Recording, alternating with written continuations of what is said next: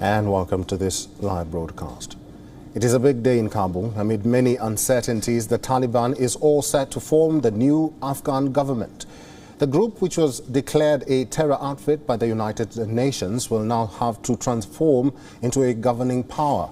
Reports suggest that the announcement will come after the Friday prayers. Taliban has promised a softer brand of rule than before. Whether it will follow through or not, that will have to be seen.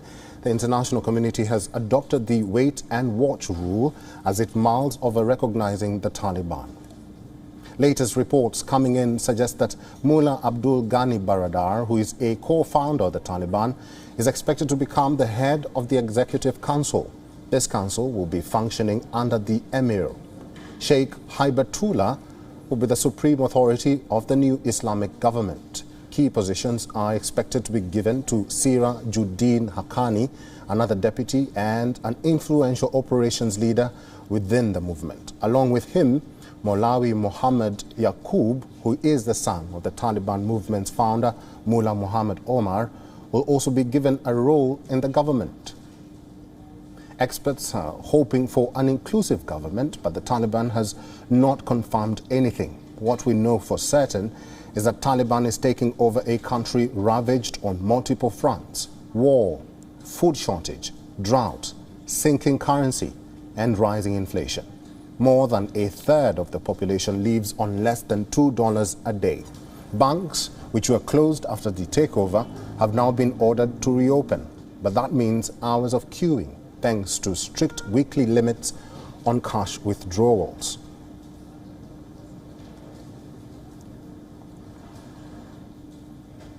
And for more on this, our correspondent Anas Malik joins us live from Kabul. Anas, good to see you. There is expectation of an announcement to be made by the Taliban of a possible formation of new Afghan government. What do we know so far about this plan? Well, absolutely. There have been increased speculations about the formation of a new government by the Afghan Taliban, and that announcement can likely take place in about roughly 2 to 3 hours from now. It's 12:06 on the dial here in Kabul, and there are increased speculations about this government formation being done after the Friday prayers. It is being hinted that Mullah Abdul Ghani Baradar will be leading the Executive Council or the government. This is what Taliban sources have been claiming, whereas Mullah Yaqub, the son of Mullah Umar, is likely to lead the defense ministry as well. On the interior ministry, we're hearing that Sardar Ibrahim Sardar, who was the former army chief or the military chief of the Afghan Taliban, is to lead that as well. There are some disagreements with regards to the structure and the names as well, which are being worked out in Kandahar, as what I have learned very credibly.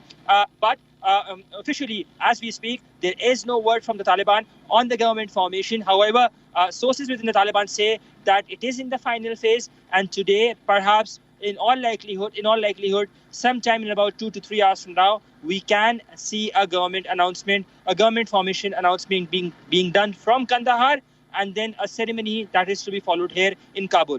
Eric?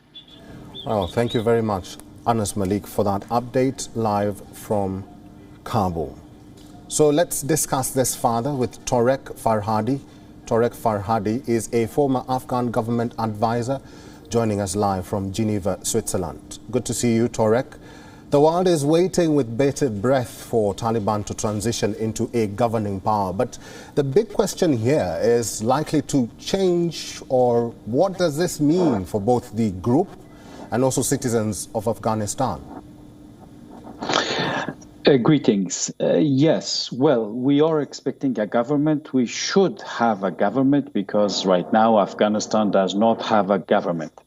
We are expecting the Taliban to occupy important security ministries. As expected, they have come to power, and they will do that. The question is, will they share power with non-Taliban? If they share power with non-Taliban, their credibility goes up because after the conquest of Kabul, they are willing to share power with others, and it gives us a bit of relief. The world also has been asking for this. to create a government which is all-inclusive and also women included in it. They have said they will not have any women on top positions of the government, but at least they should find women to present in education and health in those sectors. That will give all Afghans a little bit of reassurance that this government is not going to be a Taliban-only government.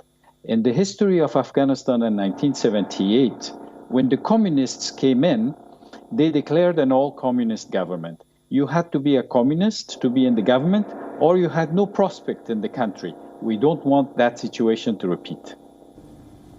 All right, most countries in the West have developed this wait-and-watch attitude towards the Taliban. Some countries have begun a sort of dialogue with them.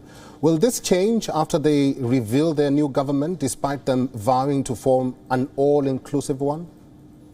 Well, we have to see if it is all-inclusive one. More than the other countries of the world, important is the polity of Afghanistan.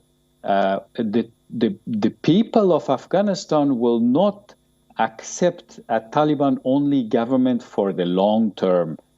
They might announce a government, it could be Taliban only, but that is not the way to go in Afghanistan. Afghanistan is a very diversified country. For the Taliban, it is smarter to consider bringing others in the government. By competence, we don't say they should bring people of the last government, but they should call on other Afghans by competence and finance and technical issues, because the government needs to really restart. The economy is in shambles, and especially in the finance and central banking sector, credible faces are needed to restart the economy. All right, thank you very much, Torek Farhadi, for that update. Torek coming to us live from Geneva, Switzerland.